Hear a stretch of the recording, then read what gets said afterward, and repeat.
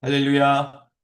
이 복된 새벽에 선하신 주님을 만나러 나오신 성도 여러분을 환영하고 축복합니다. 다 같이 우리 주님께서 가르치신 기도를 드리겠습니다. 하늘에 계신 우리 아버지, 아버지의 이름을 거룩하게 하시며 아버지의 나라가 오게 하시며 아버지의 뜻이 하늘에서와 같이 땅에서도 이루어지게 하소서. 오늘 우리에게 일용할 양식을 주시고 우리가 우리에게 잘못한 사람을 용서하여 준 것 같이 우리 죄를 용서하여 주시고 우리를 시험에 빠지지 않게 하시고 악에서 구하소서. 나라와 권능과 영광이 영원히 아버지의 것입니다. 아멘.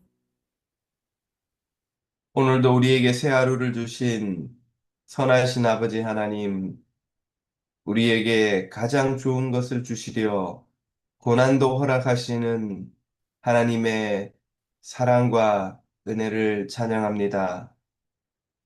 우리 삶의 모든 순간을 하나님의 눈으로 보게 하시고 믿음으로 이기며 승리하는 주의 자녀들이 되게 하여 주옵소서. 예수님의 이름으로 기도드립니다. 아멘. 다 같이 찬송가 487장으로 주님을 찬송하겠습니다.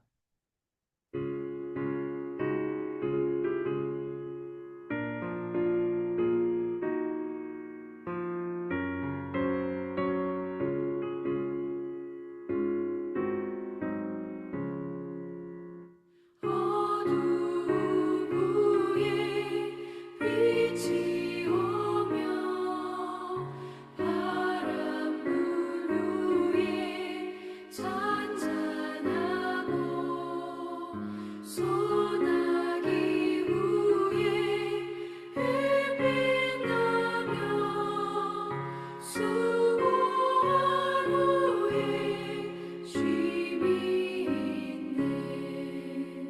연약함 후에 강건하며 애통한 후에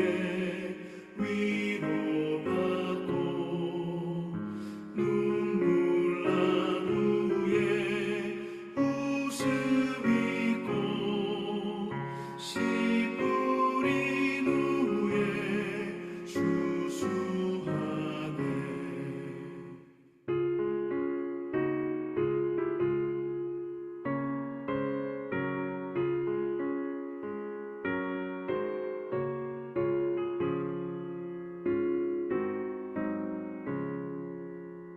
괴로움 후에 평안 있고 슬퍼한 후에 기쁨 있고 멀어진 후에 가까우며 고독한 후에 친구 있네.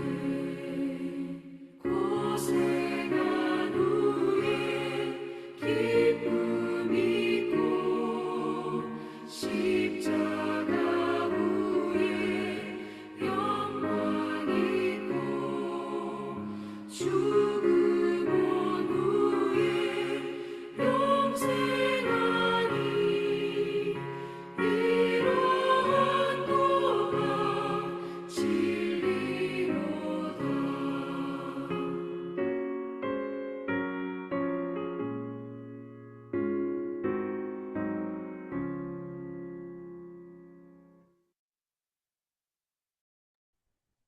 아멘. 오늘 우리에게 주시는 하나님의 말씀은 창세기 45장 1절에서 15절까지입니다. 제45장. 요셉이 시종하는 자들 앞에서 그 정을 억제하지 못하여 소리질러 모든 사람은 나에게서 물러가라. 하고 그 형제들에게 자기를 알리니 그때 그와 함께한 다른 사람이 없었더라. 요셉이 큰 소리로 우니 애굽 사람에게 들리며 바로의 궁중에 들리더라. 요셉이 그 형들에게 이르되 나는 요셉이라. 내 아버지께서 아직 살아계시니이까? 형들이 그 앞에서 놀라서 대답하지 못하더라. 요셉이 형들에게 이르되 내게로 가까이 오소서. 그들이 가까이 가니 나는 당신들의 아우 요셉이니 당신들이 애굽의 판자라. 당신들이 나를 이곳에 팔았다고 해서 근심하지 마소서. 안탄하지 마소서. 하나님이 생명을 구원하시려고 나를 당신들보다 먼저 보내셨나이다. 이 땅에 2년 동안 흉년이 들었으나 아직 5년은 밭갈이도 못하고 추수도 못할지라. 하나님이 큰 구원으로 당신들의 생명을 보존하고 당신들의 후손을 세상에 두시려고 나를 당신들보다 먼저 보내셨느니, 그런즉 나를 이리로 보낸 이는 당신들이 아니요 하나님이시라. 하나님이 나를 바로에게 아버지로 삼으시고 그 온 집의 주로 삼으시며 애굽 온 땅의 통치자로 삼으셨나이다. 당신들은 속히 아버지께로 올라가서 아뢰기를, 아버지의 아들 요셉의 말에 하나님이 나를 애굽 전국의 주로 세우셨으니 지체 말고 내게로 내려오사 아버지의 아들들과 아버지의 손자들과 아버지의 양과 소와 모든 소유가 고센 땅에 머물며 나와 가깝게 하소서. 흉년이 아직 5해가 있으니 내가 거기서 아버지를 봉양하리이다. 아버지와 아버지의 가족과 아버지께 속한 모든 사람에게 부족함이 없도록 하겠나이다 하더라고 전하소서. 당신들의 눈과 내 아우 베냐민의 눈이 보는 바 당신들에게 이 말을 하는 것은 내 일이라. 당신들은 내가 애굽에서 누리는 영화와 당신들이 본 모든 것을 다 내 아버지께 아뢰고 속히 모시고 내려오소서. 하며 자기 아우 베냐민의 목을 안고 우니 베냐민도 요셉의 목을 안고 우니라. 요셉이 또 형들과 입맞추며 안고 우니 형들이 그제서야 요셉과 말하니라.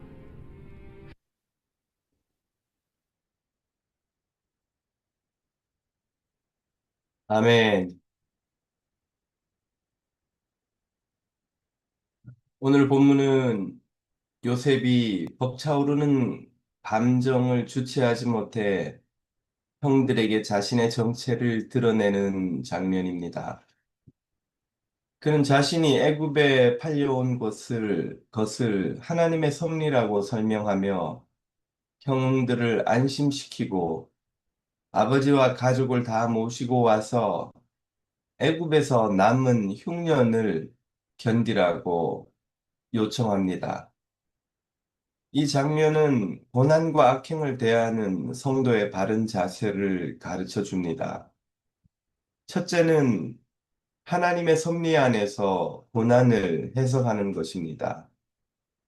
섭리적 이해가 없이 자연인의 마음으로 보면 고난은 운 나쁜 불행이요, 악행을 저지른 원수는 미워하고 복수해야 할 대상일 뿐입니다. 그러나 섭리적 이해로 다시 보면 고난은 하나님께서 자녀에게 더 큰 상과 은혜를 주시기 위해 허락하시는 잠시의 시험일 뿐이요, 원수의 악행은 그마저도 선하게 바꾸시는 하나님의 도구일 뿐입니다. 이런 이해를 요셉은 형들 앞에서 고백합니다. 5절을 보면 그는 하나님이 생명을 구원하시려고 나를 당신들보다 먼저 보내셨다고 말합니다. 또 7절에서 하나님이 큰 구원으로 당신들의 생명을 보존하고 당신들의 후손을 세상에 두시려고 나를 당신들보다 먼저 보내셨나니 그런즉 나를 이리로 이는 당신들이 아니요 하나님이시라고 하였습니다. 요셉은 자신이 겪은 불행과 형들의 악행을 하나님의 관점으로 완전히 새롭게 해석하였던 것입니다. 어떻게 이런 해석이 가능할까요? 하나님의 선하신 성품과 그 모든 약속을 신뢰함으로써만 가능한 은혜입니다. 하나님은 자녀를 선한 길로 인도하시며 이를 위해 가장 악하고 고통스러운 일도 가장 선한 뜻을 이루도록 바꾸시는 분이심을 요셉은 확실히 믿었습니다. 그랬기에 보디발의 집에서도 감옥에서도 절망하거나 비관하지 않고 신실하고 정직하게 살아갈 힘을 얻을 수 있었습니다. 오늘 여러분은 하나님을 얼마나 신뢰하십니까? 하나님의 선하심과 전능하심을 믿으실 수 있습니까? 그렇다면 요셉처럼 고난 중에도 의롭게 살며 악행마저도 선을 이룰 것을 믿고 믿음으로 살아갈 수 있습니다. 이런 믿음으로 승리하시기를 축복합니다. 고난과 악행을 대하는 성도의 두 번째 바른 자세는 원수마저도 불쌍히 여기는 긍휼입니다. 요셉은 형들의 악행에 대해 비난할 자격이 있었습니다. 형들을 용서하더라도 그들이 저지른 일에 대해 대가를 치르도록 할 권력도 있었습니다. 그러나 그는 자신의 권력이나 도덕적 우위를 이용해 형들을 비난하거나 수치스럽게 하려는 그 어떤 시도도 하지 않았습니다. 그는 큰 소리로 울며 자신이 먼저 마음을 열었습니다. 놀라고 어안이 벙벙해 어떤 반응도 보이지 못하는 형들에게 가까이 오도록 하고 근심하거나 한탄하거나 두려워하지 않도록 거듭 당부합니다. 그리고 아버지와 부족 전체를 애굽으로 모시고 와 흉년을 안전하게 날 수 있도록 요청합니다. 어떻게 요셉은 형들에 대한 분노와 미움을 버리고 그들을 긍휼히 여길 수 있었을까요? 섭리적 이해가 하나님에 대한 믿음에서 나온 것이라면 원수에 대한 긍휼은 하나님을 향한 사랑에서 나옵니다. 하나님이 얼마나 자신을 사랑해 주셨는가를 아는 성도는 그 은혜에 감사 감격하며 이웃을 사랑합니다. 하나님을 사랑하는 성도의 마음이 형제, 자매를 향해 나아가고 더 나아가 원수까지도 향하는 사랑으로 자라갑니다. 그래서 요한일서는 하나님을 아는 것의 증거는 이웃을 사랑하는 것이라고 하였습니다. 오늘 여러분은 하나님을 사랑하십니까? 그렇다면 이웃과 원수까지도 사랑하는 여러분 되시기를 축복합니다. 다 같이 오늘 주신 말씀을 붙들고 기도하며 주님 앞으로 나아가겠습니다. 요셉처럼 하나님을 믿음으로 섭리적 이해를 가지고 우리의 고난을 해석할 수 있게 해달라고 기도하겠습니다. 하나님을 사랑함으로 이웃과 원수까지 용서하고 긍휼히 여길 수 있게 해달라고 기도하겠습니다. 이번 주일에 전교우 봄소풍에 큰 은혜를 주셔서 형제 자매가 서로 뜨겁게 사랑하며 친교하는 사랑의 공동체를 만들어 가게 해달라고 기도하겠습니다. 환우들을 위해서도 함께 기도하며 주님 앞으로 다 같이 나아갑니다.